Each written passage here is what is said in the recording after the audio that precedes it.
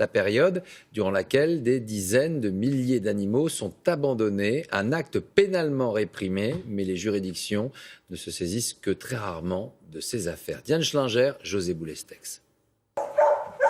Depuis les premiers jours des vacances, ce refuge de Charente-Maritime affiche quasiment complet. Et voici le dernier arrivé. Ce petit lapin a été abandonné hier soir, devant le portail, dans une boîte en carton, laissé comme ça, sans nourriture, sans rien. Ici, en 48 heures, 5 nouveaux animaux recueillis. Il est adorable. Ici. Comme cet épagnol. Il a été abandonné sur un parking. Plus loin, une chatte et sa portée. Le gars organise ses vacances en disant je vais abandonner ma chatte, comme ça j'aurai pas à m'occuper des chatons et des chats. Dans ce refuge, plus 40% d'abandon l'été. Les bénévoles sont désemparés. On est débordés, on a du mal à survivre surtout, parce que il faut nourrir toutes ces petites bouches. Plus de la moitié des animaux abandonnés le sont pendant les vacances estivales. 60 000 abandons pour les 2 mois de juillet et août 2016, soit 1000 par jour. Incompréhensible pour cette famille qui a justement trouvé son chien Rox dans une poubelle il y a 3 ans.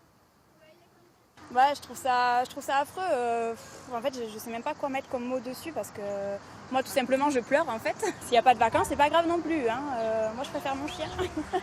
Pour ces vacanciers, cela a demandé de l'organisation.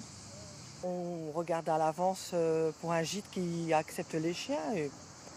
On lui prévoit de l'eau, de quoi manger. On s'arrête souvent pour qu'elle puisse faire ses besoins et puis se rafraîchir un peu. Les associations multiplient les campagnes de prévention, à l'image de ce clip. Trop de maîtres font fausse route. Elles fournissent aussi plus de 10 000 adresses d'hôtels, gîtes ou plages qui acceptent les animaux.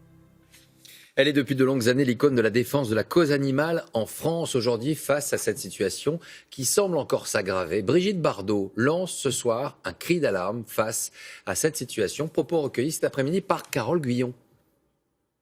L'abandon, c'est la pire des lâchetés. C'est immonde d'abandonner son animal. C'est un sens de la responsabilité que les gens doivent avoir. À partir du moment où on a un animal qui fait partie de la famille, comme un enfant, on n'abandonne pas son enfant. Les hôtels, les campings, les plages sont aussi très responsables des abandons que font les gens de leurs animaux au moment des vacances. Parce que beaucoup n'acceptent pas les animaux. Moi, j'en prends quelques-uns chez moi à la Madrague. On ne sait plus quoi en faire. C'est abominable ce qui se passe. C'est vraiment les condamner à mort. Voilà pour cet appel de Brigitte.